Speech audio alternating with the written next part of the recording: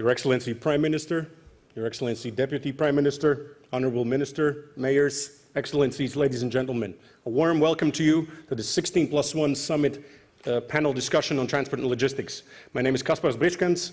I'm honoured to be your moderator today.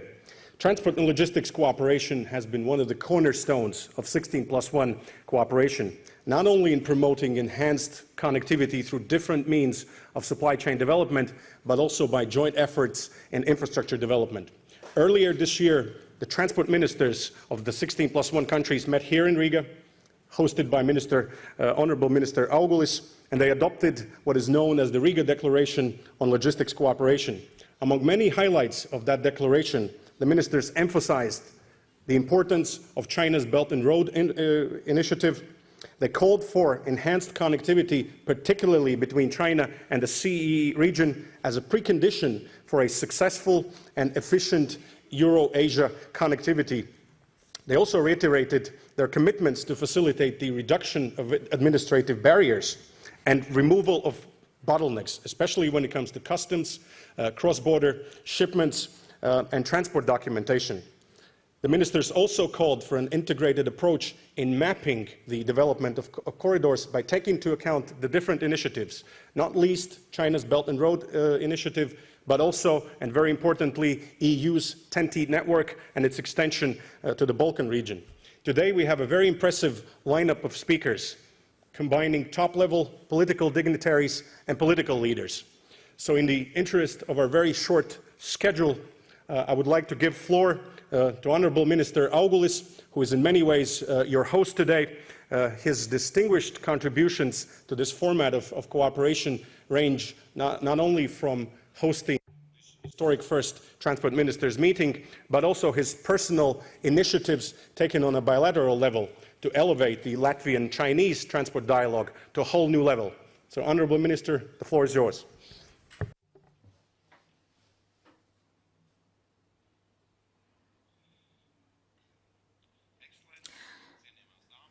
Your Excellencies, dear ladies and gentlemen, first, I would like to thank you all for being here in so many a number.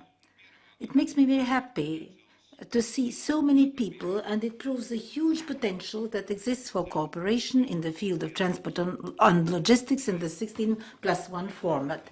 In this context, this has been a very significant year for the Latvian transport sector.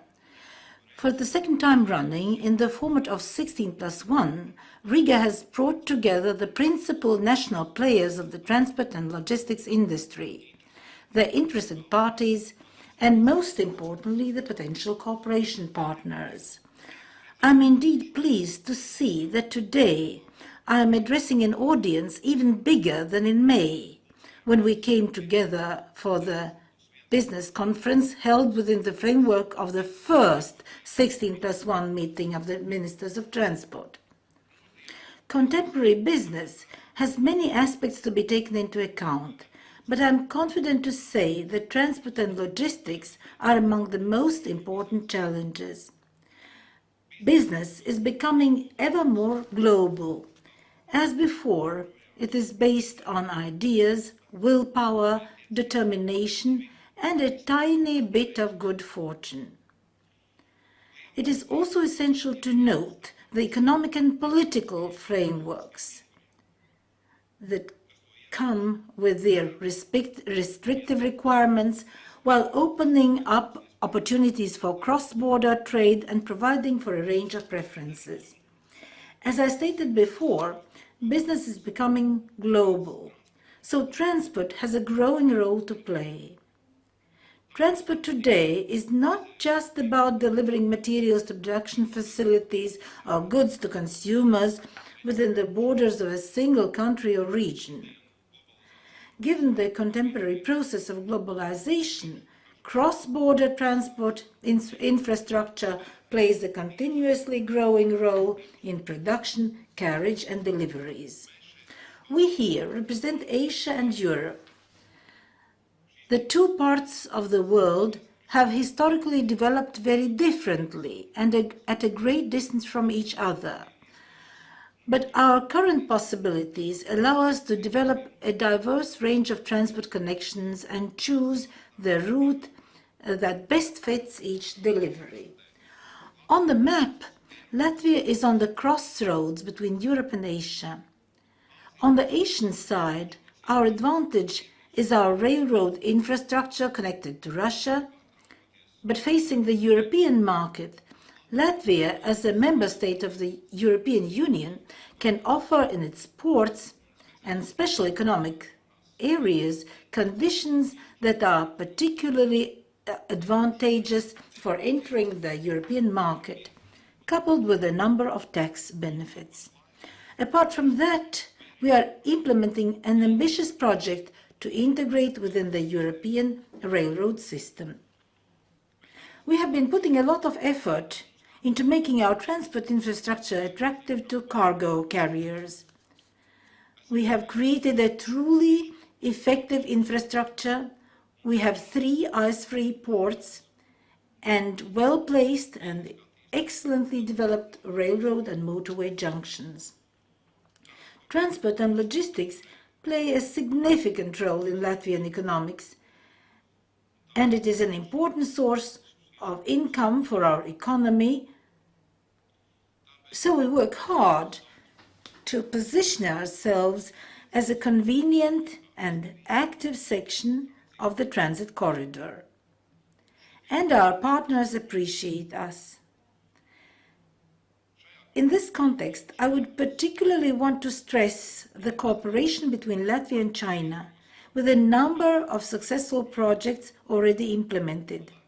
I am proud to announce today that we are expecting the arrival in Riga of the pilot container train from the Chinese city of Yiwu, as it has traveled all the way to Latvia in our search for the most effective ways to cooperate. I would also like to stress that we are planning to sign several memoranda between the governments and businesses of China and Latvia and Riga to foster our future cooperation in transport and logistics, so that we could cooperate better in these areas. In collaboration with China, we have set 4 priority fields for transport and logistics, promoting excellent interoperability among all means of transport and supporting the development of e-commerce.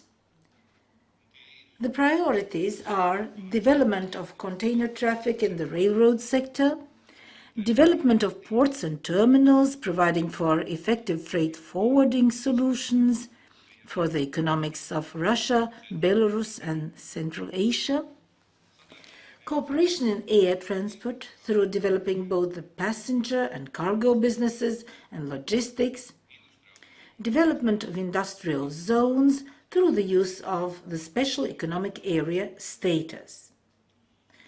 However, even more important than bilateral cooperation is the awareness that the states of the 16+1 format are mostly participants of the same set of transport corridors.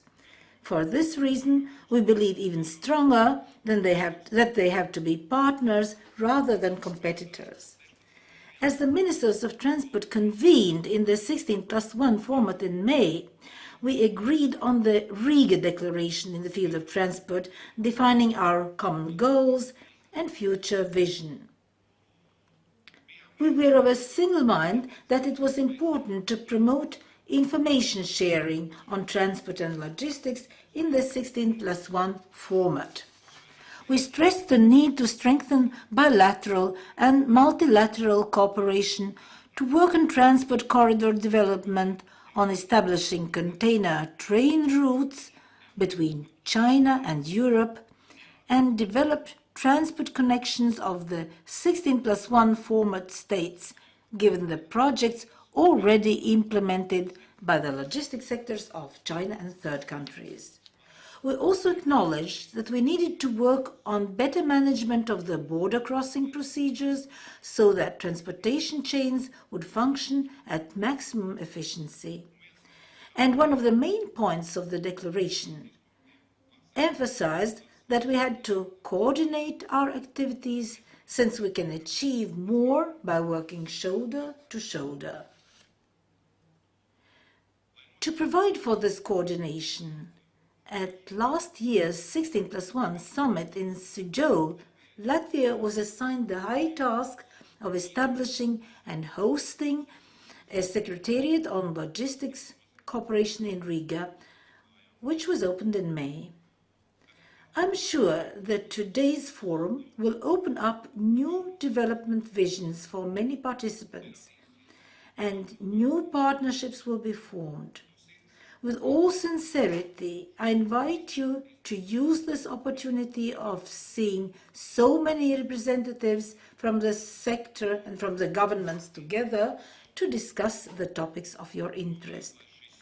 I'd like to wish this forum to serve as grounds for new cooperation ideas, and I hope we have good success in implementing our plans.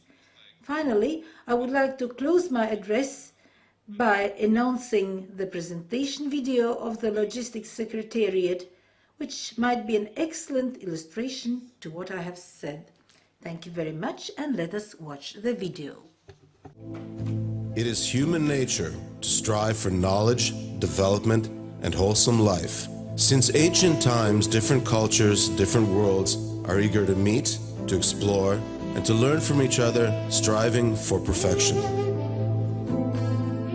Movement of people and goods begins. The Silk Road has an immeasurable history. It connects Europe and Asia. From centuries ago till now, from camels to modern high-speed trains, these parts of the world become closer and closer.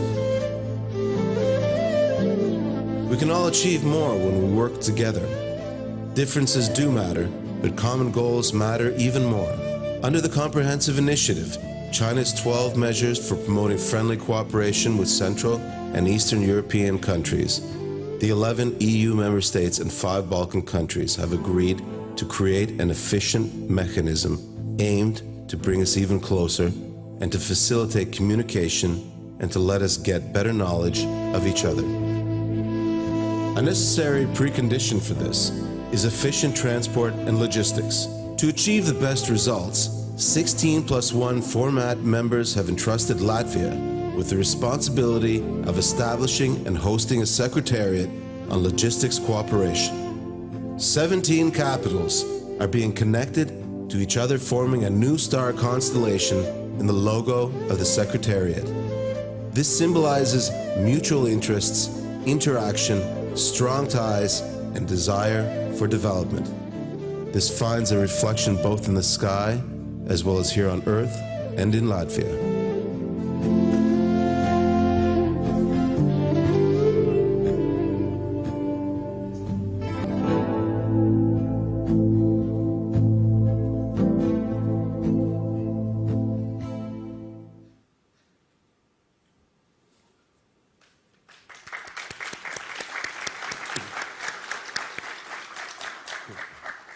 Thank you, Honourable Minister.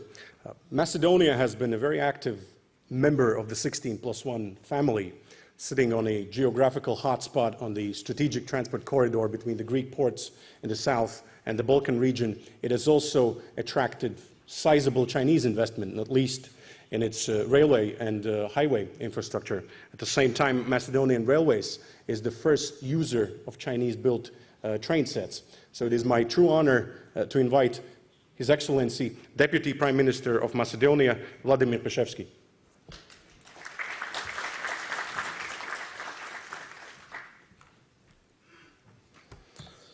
Thank you. Good morning or good afternoon, everyone. On a first note, I would like to thank the host, Latvia, for organizing the event. Again, it's a great honor for Latvia to host prime ministers and presidents of 16 countries plus China, and I truly hope that based on the previous experience that even more tangible outcomes will result from this meeting, this forum, these 2 days. I will also use the opportunity to thank the Chinese government for being at the forefront of this effort and for putting significant resources to help the region grow faster, develop faster, and at the end cooperate with China faster, but also among each other. This is also very, very important, and it is in the spirit of Europe. On the topic of the session, again, everyone knows that prosperity is something that every government is striving for. So what every minister, every president, every member of the government that is present at this meeting is trying to do is in its own field to see what are the opportunities to help its own country, but gradually as we are becoming aware that we are not isolated islands and we have to cooperate with each other, the intensity of the cooperation is growing day by day. On this note is the topic of logistics and transportation, and as it was mentioned in this short video, we have come a long way as a human race in the transportation and logistics from not so many years ago by transportation using camels to something that is much faster, much more convenient and much more intensive today. So transportation and logistics, especially for my country, for Macedonia, is of critical importance because Macedonia is a small country, it's a landlocked country, doesn't have a huge market and huge population on its own, and in order to attract investors, it has to be connected very well with not only its neighboring countries, but with the countries in Europe, so to have access to markets for the investors that are present in Macedonia. On our end, we are trying to improve, as a government, the business climate in the country as much as possible, and I would like to use this opportunity to mention this. The country that progressed most on the ease of doing business indicator that is done by World Bank in Europe is Macedonia. This government that I'm a member of in the area of improving the business climate improved the position of Macedonia for 84 places. Today, Macedonia has 10th best business climate in the world. In Europe, only Denmark, Norway, Sweden and UK are ahead of us, and Macedonia is right there on 5th place in Europe and 10th in the world, which is showing that even a small country like Macedonia that is lagging behind, if it's governed properly, if the objectives and motivation of the leaders are right, it's possible to make achievements that everyone can be proud of. It was also mentioned by the moderator that Macedonia was one of the first countries, and actually it is the first country that participated with the active project using preferential loans from Exim Bank as a part of this 16+1 process. At this moment, there are two new highways that are being constructed in Macedonia, and this is part of the pan-European TEN-T network. But why it's important to mention that these two things, cooperation with China and cooperation with the European Union, are not competing. Simply the needs, especially in the region, for investment in the infrastructure and logistics are huge. Just tiny Macedonia, in order to bring the standards of TEN-T network, requires 1.7 billion euros in the next 10 to 15 years, which for a country with GDP of less than 10 billion is a significant investment. So when these needs are coupled both with the Chinese support and European Union support, all the progress can be accelerated much more. And that's why I don't see these two efforts as competing, but rather as complementary to each other. On this note, I would just say positive words about our experience with China, about the projects that again, very large projects that we are executing. Negotiations were going very fast. The government was very ready to make them fast, and all the obstacles that we have underway as the projects are being implemented are resolved amicably and in a good spirit. We don't resort to any legal disputes, and so far I have to say that although the projects itself, in the way how they are constructed, are slightly different than Western type of doing business, at the end they are maybe perhaps even more efficient the way they are implemented now. The Silk Road is passing through Macedonia. We see this as a great opportunity for us.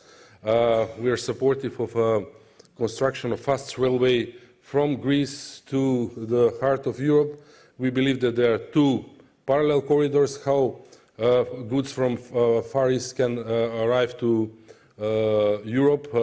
One is via the ports in Greece, and again, this is how you can access basically within a day or two after you enter Mediterranean Sea. You can access Central and Southern Europe basically in a day or two by train or by truck, and other corridors that are coming through the Baltics. But again, they are not competing, and I think that both of them can develop simultaneously. Again, since the time is limited, I would like again to use the opportunity to thank the organizer and to congratulate on the logistic cooperation center that will be, secretariat that will be established in Latvia. I think it is important for more massive projects that interlink many governments to have a coordination body here in Europe, and I truly hope that results will be positive. Again, we have positive experience, and I'm very confident that other countries that will decide to participate more actively in these initiatives will benefit, but at the end, each of us will benefit because cooperation brings prosperity, as I mentioned at the beginning, and that is the objective of each one of us that are sitting on this panel. Thank you very much, and all the best with the conference. Thank you, Your Excellency. Of the 16 Central and Eastern European countries, Serbia arguably displays the most comprehensive engagement with China when it comes to infrastructure development, with projects ranging from power supply to highway bridges, and obviously the flagship project, the Belgrade-Budapest railway upgrade. Serbia also hosts the 16+1 Secretariat for Infrastructure Development. And to discuss these issues, I'm honored to invite the State Secretary of the Ministry of Construction, Transport and Infrastructure of Serbia, Mr. Miodrag Poledica.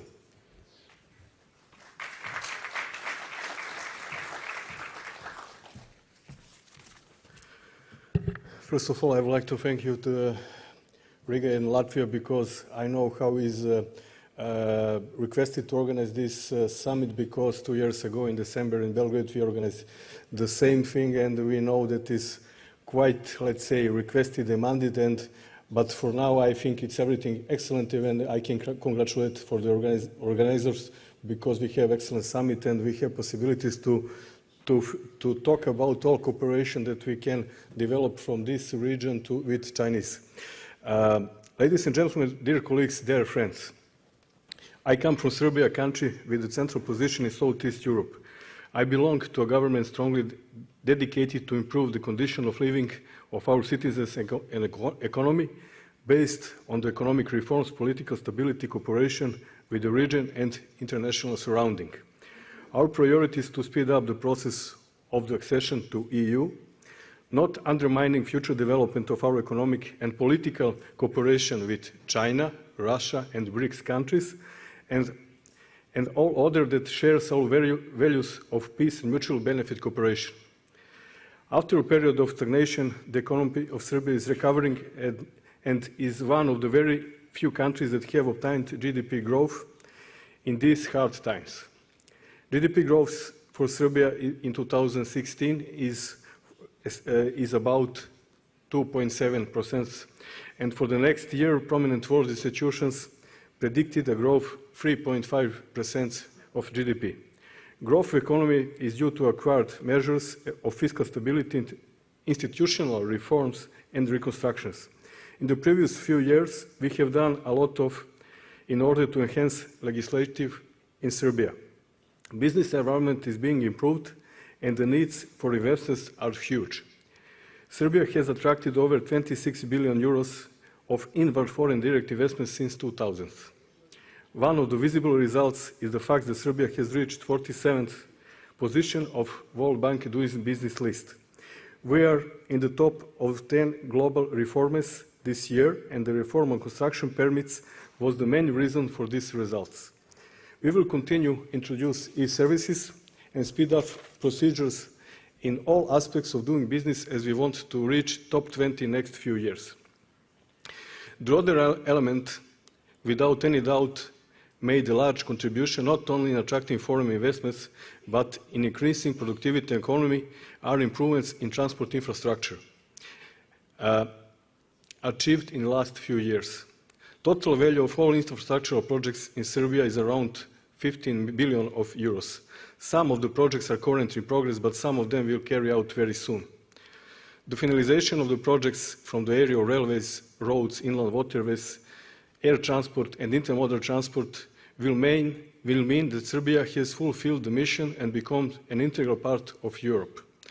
National transport projects, in our opinion, relict of the past. Technologically and market-wise transport is at least regional, continental and intercontinental projects. Projects should be approached by this way. The way of implementation of ongoing transport infrastructure projects is confirming that regional approach is applied. Our main concern was to modernize and reconstruct, and where is needed to build new facilities on main European transport corridor. For instance, next year we are completing 150 kilometers of the two branches connecting Serbia with Macedonia and Bulgaria. All these projects are mainly financed by European banks, European Investors Bank, EBRD and World Bank. The highway length, more than 100 kilometers, now are under construction by Chinese and Azerbaijan partners. And very soon we will start construction of the new sections with Chinese main constructors, and we will have a route in total length of 120 kilometers connecting Belgrade to the Montenegro border. Railway Corridor 10 is also being modernized and reconstructed, up to now mainly on the EU and international funds. New element in the railway reconstruction is inclusion of funds and constructions from Russia and China. And the most important project is, it is already mentioned by our moderator, reconstruction and modernization of high-speed railway line between Belgrade to Budapest. This morning we have signed 3 commercial contracts with Chinese constructors and Chinese Exim Bank. We signed commercial contract for construction of one part of bypass of Belgrade, the sections of one important motorways in Serbia, and also we signed the first part of sections between Serbia and Budapest to be constructed by Chinese constructor. Our experience in implementing of infrastructure projects with China are on the level about $2 billion of US dollars. We have already finished projects, finished big bridge in Belgrade via Danube with total length of 1.5 kilometers with 22 kilometers of access road. We have several sections ongoing constructed by Chinese companies, and very soon we will start construction of one part of Belgrade bypass with Chinese. And already mentioned, we will start reconstruction modernization of railway line connecting Belgrade to Budapest. All Chinese projects were based on the international agreement between Serbia and China from 2009 in the field of the infrastructural cooperation. We are very active in Western Balkan 6 process with our neighbors and European Commission. Parallel with this, together with European Commission, we developed single project pipelines. We have 24 projects in pipelines. Main transport route from Western Balkans has been identified and approved as a part of Trans-European transport corridors, Mediterranean, Orient, East Med and Rhine-Danube corridor. Serbia is proud to be a member of the group of European states, predominantly EU members, that have devoted their attention to the cooperation with China. With our previous experience in cooperation with China and knowledge of foreseen Chinese engagement in the region and Europe through Silk Road Initiative, we do see ourselves as one of points where a synergy between European transport network planning and Silk Road planning project can be achieved. This would be main task of 16+1 Association of Transport and Infrastructure that we have established in Belgrade, and the center we are planning to open next year. We welcome all interested parties join or cooperate with this center. Thank you for your attention.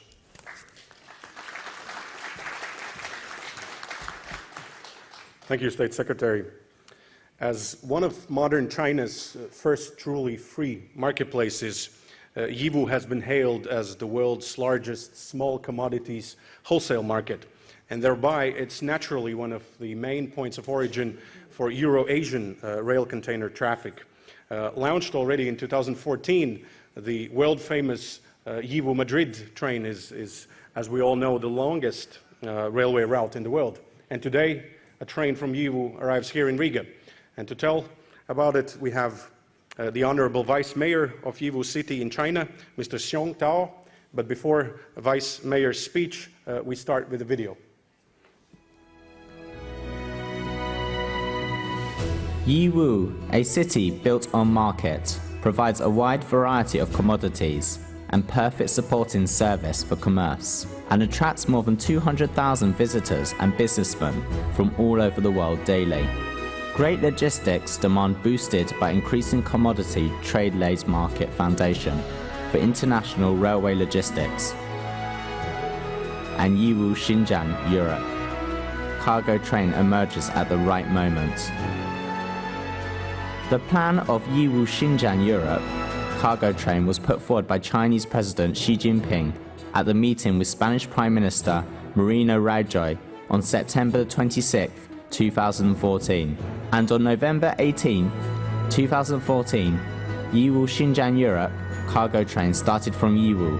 It left China through Atlantor Pass, ran all the way through Kazakhstan, Russia, Belarus, Poland, Germany, France and Spain, and finally reached Madrid.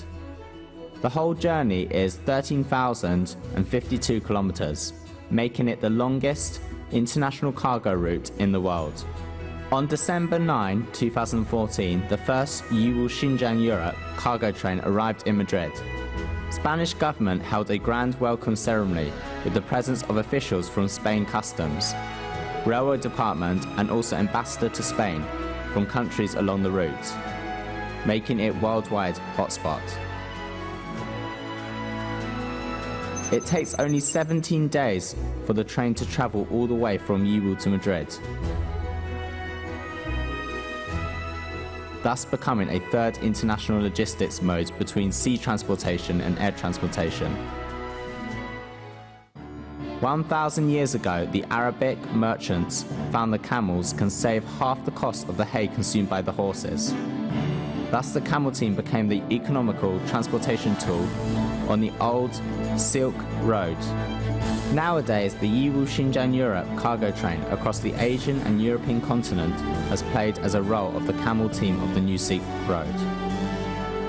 Yiwu Xinjiang, Europe cargo train has brought a large quantity of Chinese commodities to the European countries which are popular among local people.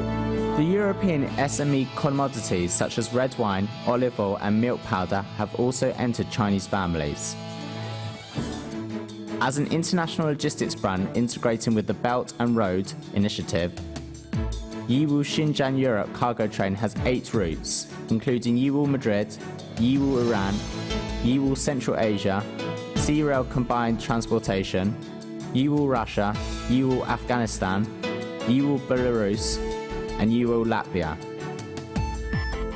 and will gradually operate routes from Yiwu to Milan, Paris and other cities, forming a network which serves the belt and connects the road. Overseas warehouses and distribution centres with perfect service functions of warehousing, barge, custom declaration, inspection declaration and international multimodal transport has been set up in Warsaw, Duisburg, Paris, Madrid, London and Milan. It is worth mentioning that on October 20th, 2016, the first Yiwu Latvia cargo train had departed from Yiwu. It left China through Manjoli, ran its way through Russia and then to its destination Riga, capital of Latvia. The whole journey is 11,298 kilometers. The Yiwu Latvia cargo train has opened the transport channel between the Pacific Ocean and the Baltic Sea. Constant innovation leads to a century-aged enterprise. Over the years, the family members of Yiwu Xinjiang Europe cargo train, as the pioneers to implement the Belt and Road Initiative, will develop a new Silk Road where Chinese dreams connects the world dream. Running along the railway, we will connect the world with inclusiveness.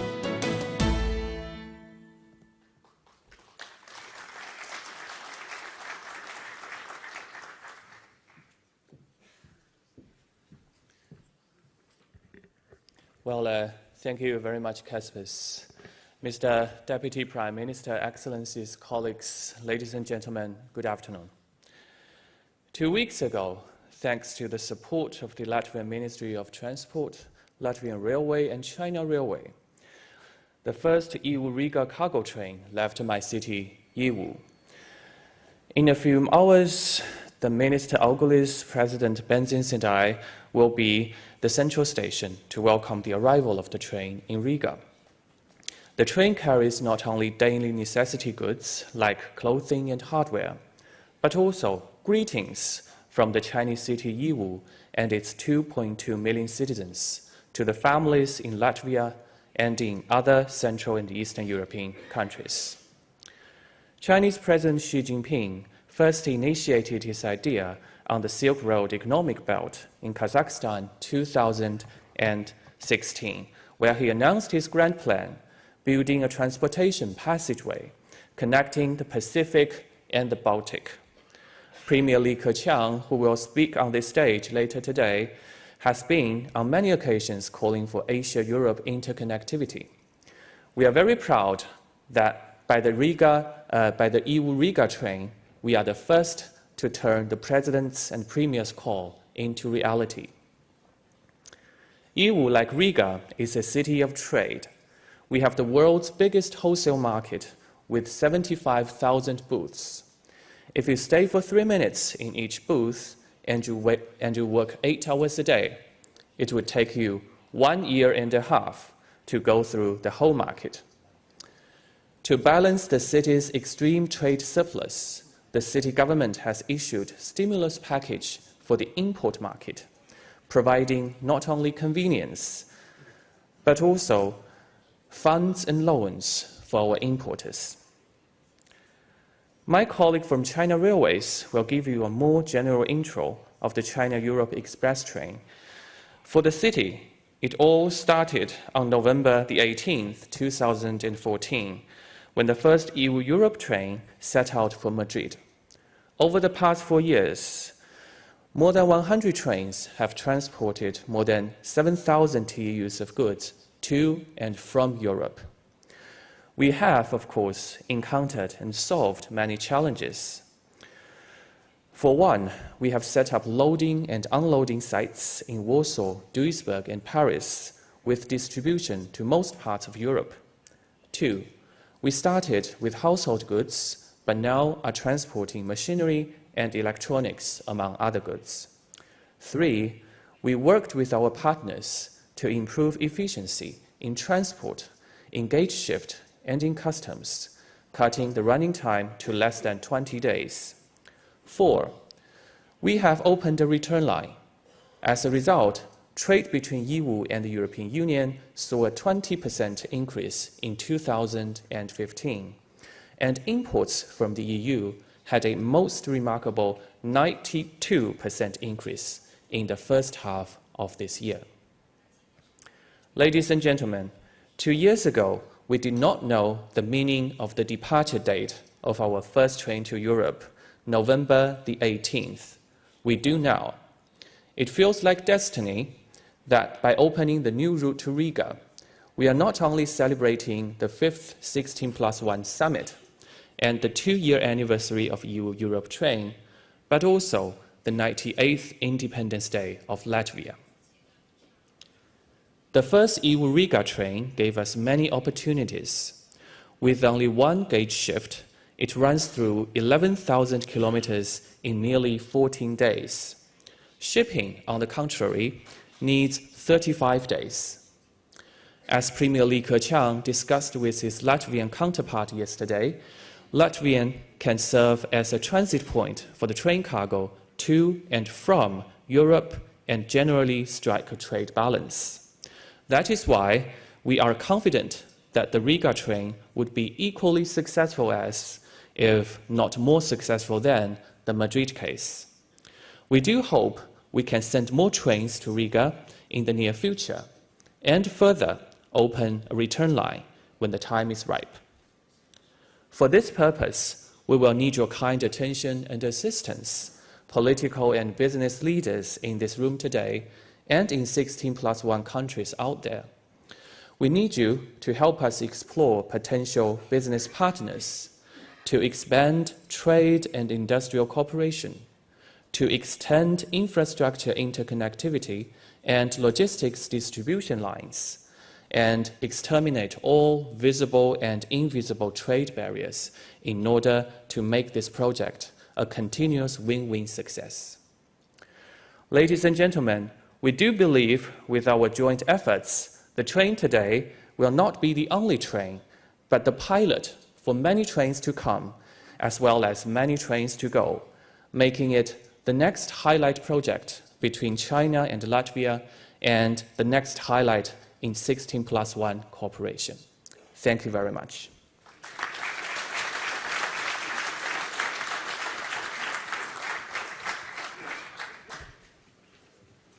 Thank you, Mr. Vice Mayor, and congratulations on what is clearly a milestone, not only for Yiwu, but also for Latvia. Switching on to the business side of the panel, China railway container transport needs no introduction in the world of supply chain development between Europe and Asia. As a daughter company of Chinese Railways, which was historically tasked with the development of rail container traffic to link the developing industrial hubs in China with the access markets in Europe, China Railway Container Company has been on the front lines of Silk Road development since the very inception. So I'm very pleased to give word to Deputy Director of the company, Mr. Zhong Cheng.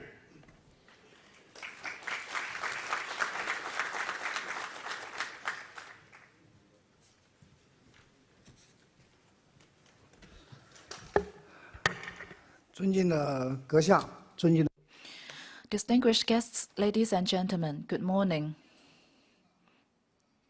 First of all, it is a great pleasure for me to attend the Business Summit, to attend the panel discussion on transport and logistics. At the same time, I would like to extend my sincere thanks to the colleagues and friends who've been supporting the development of China Railway Express.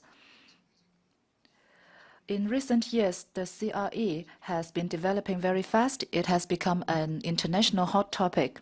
So today, on behalf of CRE, I would like to share with you some highlights of the development of CRE. My speech will include 3 parts. First is the fast development of CRE services. Second, I would like to talk about the China Railways contribution in CRE development, and I also like to share with you some of my points of views of CRE. First, the development of CRE, we can see from 2 aspects. First, about the cities it connects. From this map, we can see that in recent years, from the inception, it was Chongqing, Chengdu, Zhengzhou, Wuhan, Yiwu, Suzhou, altogether 6 cities. And it gradually expanded to other cities, including Dongguan, Guangzhou, Changsha, Hefei, Nanchang, Kunming, Changchun, Shenyang, Lanzhou. These are departure cities in China. In terms of destination cities, in the beginning, we have Hamburg, Duisburg, Warsaw, and it later expanded to Lyon, Duisburg, and Nuremberg, and Istanbul, and also Chersk in Russia. Of course, a very important city, a very important line that connects Yiwu and Madrid. And second, we can see that the number of trips, that's from 2011, in March of 2011, which we witnessed the first train of CRE. We can see from the chart that it's been developing very fast. From the first trip to the 500 trip, it took 4 years. From the 501 trip to 1,000 trip, it took 7 months, and then from 1,001 to 1,500, it took only 5 months. By the end of this year, by the end of September, we already had 1,125 trips. So in terms of the cities it connects and in terms of number of trains, we can see that it's been developing very fast. We managed to develop this fast because of the three factors. First, CRE fully give full play of the advantages and roles of railway transport because railway as a major mode of transportation, it's well connected, large capacity and low cost, and it's green and environmentally friendly. It can operate 24 hours a day. So it plays a very important role in building a big passage of transport and logistics. Also, China Railway has attached great importance to CRE, and it has considered it as a major brand, a major task of the Belt and Road Initiative. We have coordinated and integrated the trains along the Silk and Road countries, and we have improved efficiency. We know that from the 8th of June this year, China Railway officially initiated the unified brand of CRE so that we can better serve the Belt and Road Initiative. And also, we have witnessed the support from Belt and Road countries to the CRE. So the countries have high expectation of CRE development. They have provided us a lot of support. And also, a second part I would like to share with you of our work in China Railway. First, we've been planning the routes of CRE.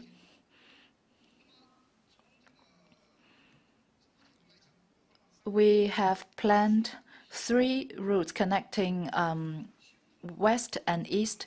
The eastern passage is from Alashankou, Erhot, Manchuria, altogether 3 major passages into Europe. And surrounding these 3 main routes, and we have also planned 39 branch train routes, and our daily speed has reached 1,300 kilometers. Also, we have been improving our service quality. We established dispatches, customer service center, document center, providing a lot of services like document preparation, custom declaration clearing, delivery, and information tracking, etc. Based on our statistics in recent years, apart from force majeure, for example, the weather impacts, almost all the CRE trains are 100% on time. And also, we are now working on the organization of return trains. We hope that we can gradually shift from unilateral trains to bilateral trains so that we can lower the cost of transportation. With different parties' efforts, now we can see that the return train has accounted 50%, more than 50% of the whole number of trains. And we've been working on lowering the cost of logistics. And we are offering favorable prices in China if they use CRE.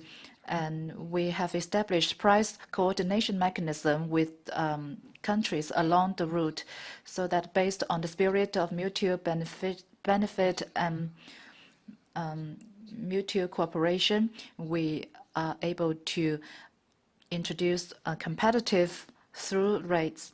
So now the cost has been reduced more than 30%. Also, we are making use of the cooperation mechanism between China, Russia, China, Kazakhstan, and China, Mongolia, so that we can improve our coordination, so that we can reduce the time of transportation.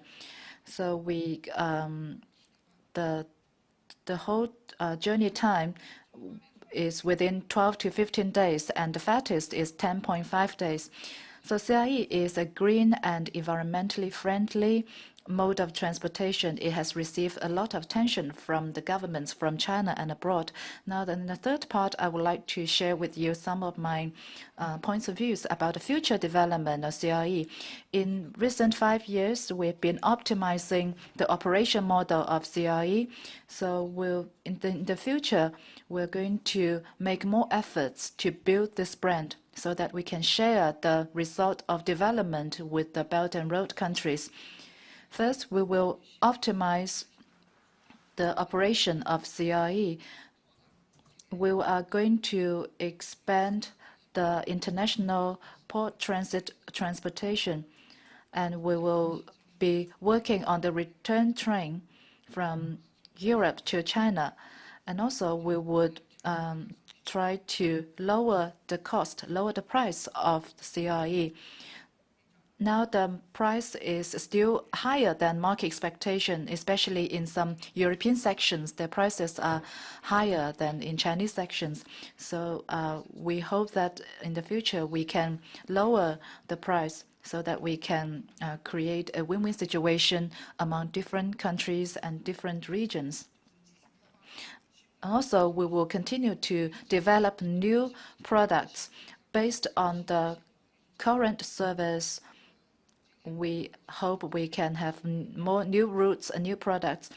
Later, we're going to welcome the pilot train, container train from Yiwu to Riga.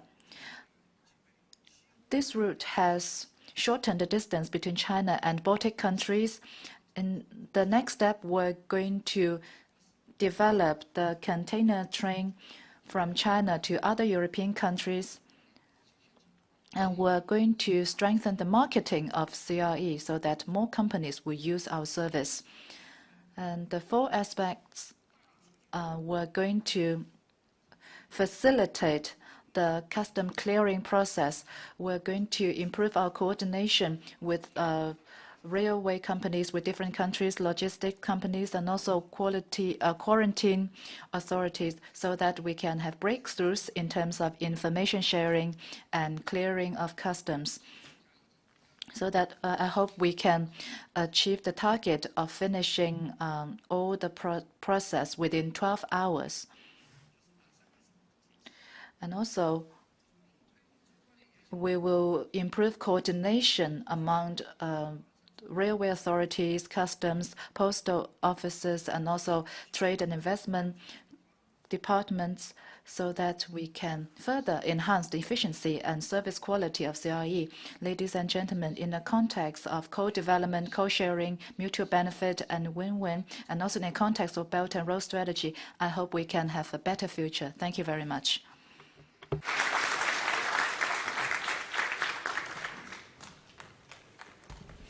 Thank you, Mr. Cheng. It's very impressive to see the development of the eastbound traffic, the lack of which was always one of the risk points of the Silk Road development.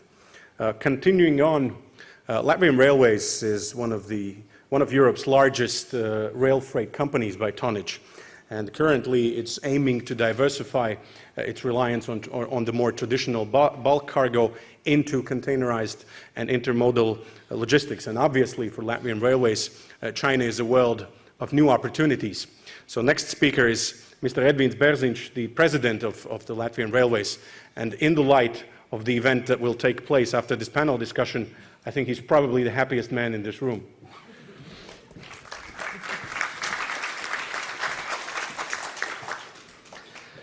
And distinguished guests, ladies and gentlemen, I'm honored that I have the opportunity to be here among the transport and logistics professionals of the former China, Central and Eastern Europe countries, also known as 60+1.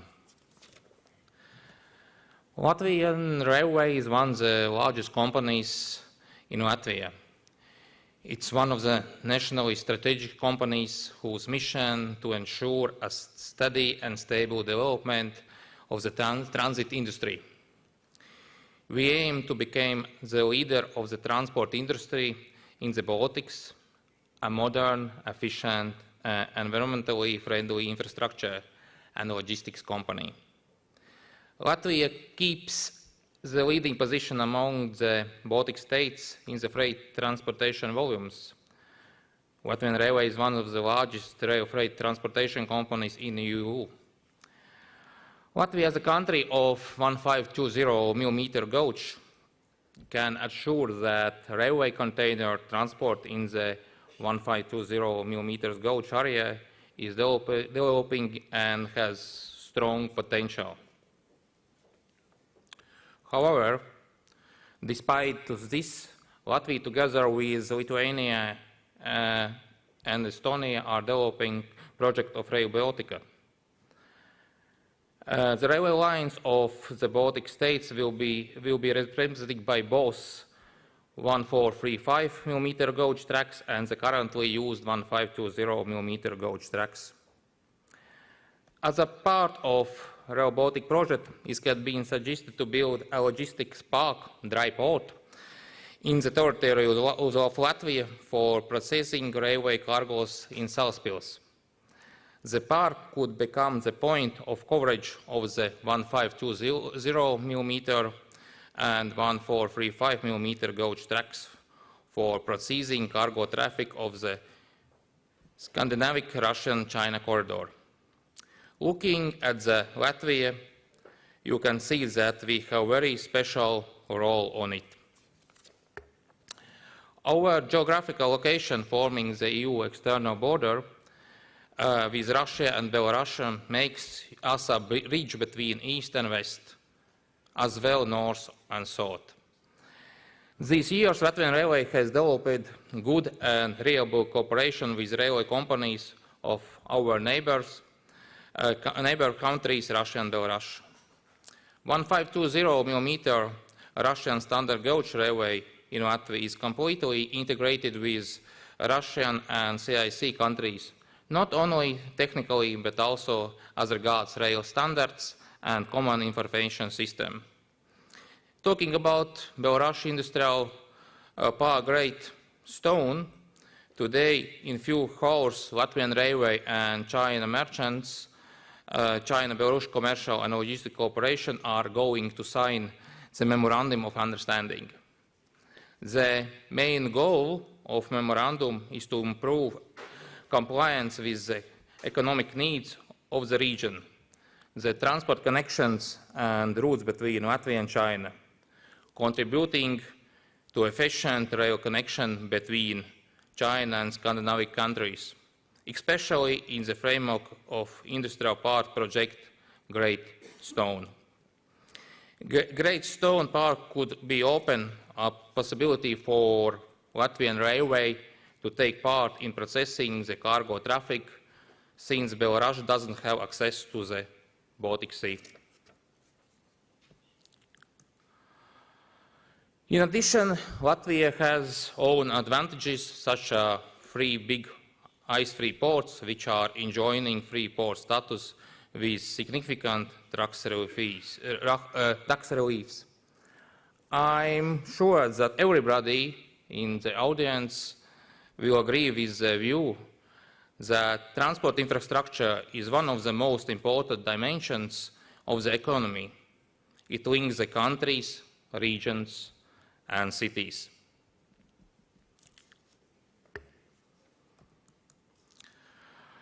The serious effort was focused and still is focusing on assuring the operation of two container train routes of ours, Baltic Transit, who carries freight in the routes the Baltic states, Kazakhstan, and the countries of Central Asia, and Zubr carries freights in the route Latvia, Belarus, Ukraine, and the Black Sea. One of the key results of Railway Transport Council meeting concerning the wagon flow formation plan in the corridors that took place in Latvia this year was the extension of international container train Baltic Transit routes. This route was extended to the cross-border connected points Dostik and Alkan-Show, thus officially secured a corridor between Latvia and China. Focusing on the container train Zubr, here you see the potential Zubr extension through the Bulgaria and Romania to Turkey to Istanbul. Other extensions version is Zubr is going to Minsk, from Minsk to Warsaw, through the Slovakia, Hungary, Romania, Bulgaria to Tokar to Istanbul. In order to achieve the best result possible and facilitate global economic growth, we must cooperate It's really we must cooperate instead of compete with one another, which is why we must work together to develop this transport corridor between former China, Central and Eastern Europe countries. I can assure you that the development of Eurasian transport is currently a priority for the transport and logistics sector in Latvia. On 12th of July, within the scope of the visit of Ministers of Transport of the Republic of Latvia, UDS August to China, Latvian Railway and China Railway signed a letter of intent on cooperation in developing the train China Railway Express from China to Europe. This is an important agreement and I'm sure will result in productive cooperation. Following our agreement letter between Chinese and Latvian Railway, the pilot train ran from the city Ivu, as already mentioned another speakers, and the pilot train ran from the Ivu city to Riga, and it was departure on October 20th, and with arriving in Riga. I'm sure that the pilot project between China and Latvia launched this year will soon be drawn into the map, reflecting a regular train traffic between China and Latvia. If you are wondering why Latvia is playing such a significant role, let me present more advantages of Latvia to already above mentioned advantages.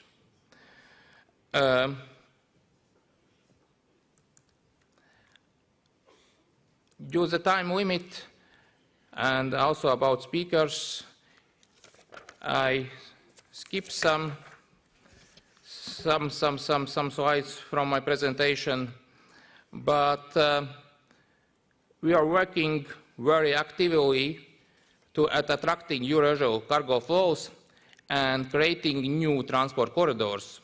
Here are more examples of alternative routes connecting China and Latvia with goods distributed in Baltic and Scandinavian states. Dear colleagues, of course there are much more ways, also logistics ways of cooperation, and I could go elaborating on them. Since the time, as mentioned, is limited, Latvian Railway and all of involved parties are working very hard to become actively involved in trans-European supply chain, the field of transport and logistics field. As a result, today, in half an hour, in 1:30, we are welcoming our first China Railway Express from Vivu to Riga, and let's make closer railway connectivity in the 60+1 family. Thank you very much.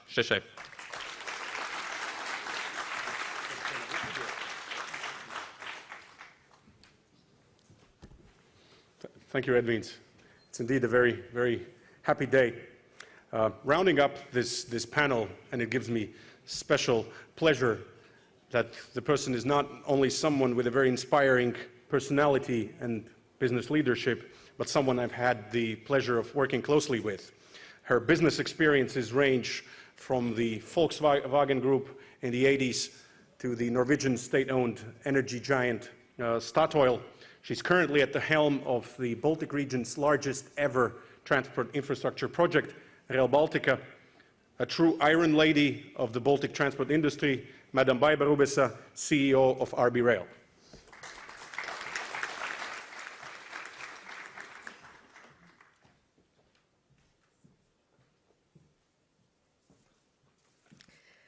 Dear audience, our project has different names in different countries, and in Latvia I speak of Rail Baltica. Honored ministers, distinguished guests, ladies and gentlemen. My reflections for this business forum are based on a Chinese proverb.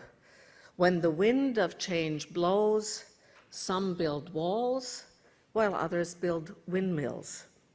We are here to build windmills. Windmills of closer political and business interaction between the representatives of 17 countries. To some extent, Rail Baltica project is a symbolic windmill in the winds of economic and geopolitical change. Our project is an opportunity for the Baltic region, and I would say, in fact, Europe, by closing the missing link for Chinese business seeking an alternative corridor for freight flows to the European market. Let me first explain what Rail Baltica is about. It is the largest railroad infrastructure project in the Baltic countries in the past 100 years. In a 10-year construction period, we will build 728 kilometers of European gauge railway tracks from Tallinn to the Polish border to be then connected to Warsaw and Berlin. As you can see from this map, the route may then be extended to other European cities in the future, cities, say, such as Venice or Piraeus. The route includes Finland too, since an underwater tunnel is being explored to link Tallinn and Helsinki by train and to railways further north. Now, in the early 1990s, upon regaining independence in the Baltic countries, a railway that connects Northeast Europe to the rest of Europe was initially an emotional desire to reconnect with the memory of the Baltic passenger and freight railway system, which existed before the occupation of the three Baltic states in the 1930s. As you can see on the Nord Express poster of 1927, it was normal to take the train from London or Paris via Belgium to Berlin and then on to Warsaw and Riga. Today, no longer.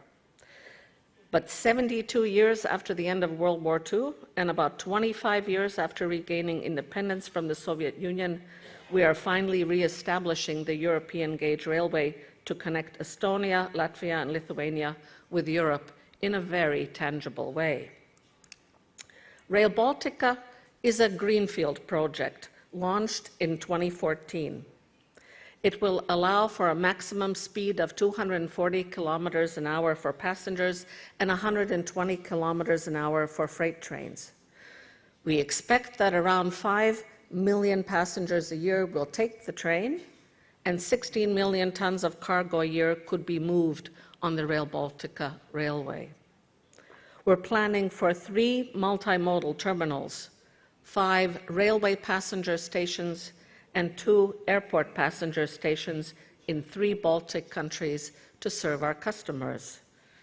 Now, the current estimated cost of the project is €5 billion, and financing comes from the 3 Baltic countries. However, the project can only be realized with very significant co-financing from the European Union.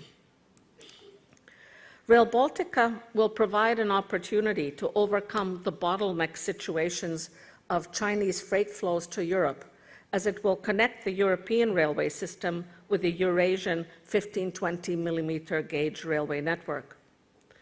When Rail Baltica, a 1435 millimeter standard gauge railway, launches its first train from Tallinn to Warsaw, I hope in 2030, the Baltic states will become the crossroads of 2 railway systems offering transport flows north-south and east-west.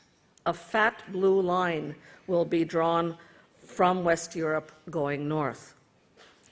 Let me submit that in this business forum's context, Rail Baltica is the missing link for using the Baltic states as an attractive alternative transportation and logistics corridor for China and other Central Asian countries. Rail Baltica will offer both multimodal and intermodal opportunities to its freight customers, with 3 new multimodal terminals in Muuga, Estonia, Salaspils, Latvia, as Edvin's just demonstrated, and Kaunas in Lithuania. These terminals will provide shifting cargo from 1520 to railway 1435, or vice versa, from road to railway, or vice versa, from road to storage, or vice versa, with easy access to ports and close proximity to airports. Rail Baltica will act as a potential logistics platform. It will foster development of integrated logistics and industrial centers at the multimodal freight terminals on the Rail Baltica route. In Latvia alone, there is an estimated potential of creating 7 new industrial zones along the route.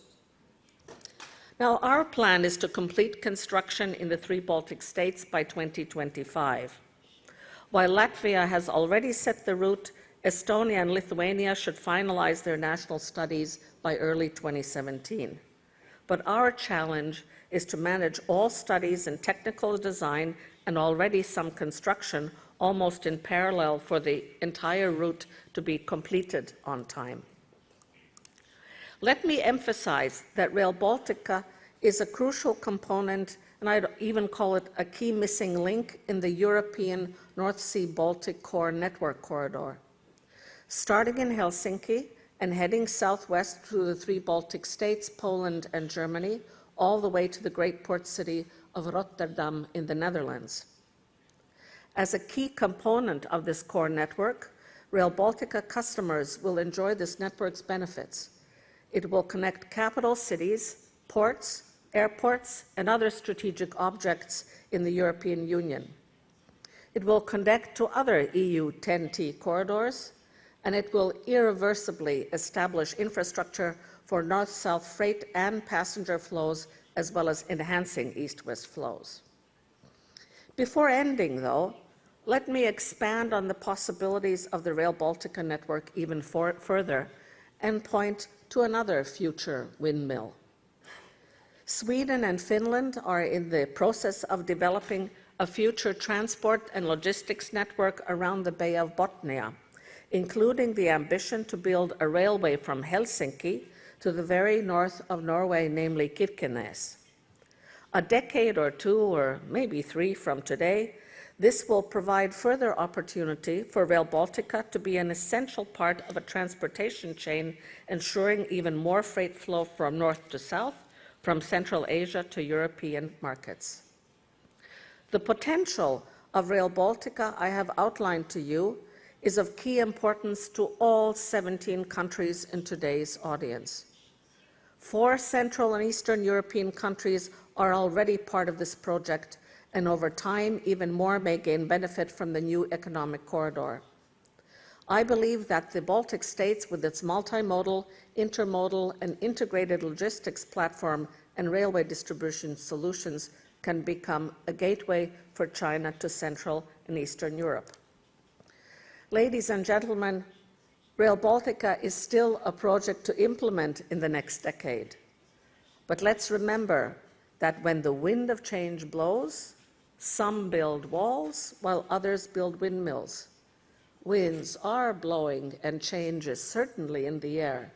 So let us use this opportunity to ensure that the Baltic states are a strong gateway for Central Asia to Central and Eastern Europe. Rail Baltica is but one windmill. Thank you kindly for your attention, and our thanks to the interpreters for the entire session.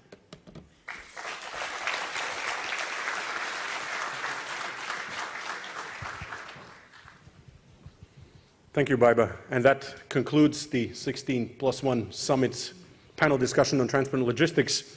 I give my gratitude to the panelists and also you in the audience. Those of you traveling to the awaiting ceremony of the Yivu train, the buses are waiting for you downstairs. And let's finish with a warm hand for our panelists.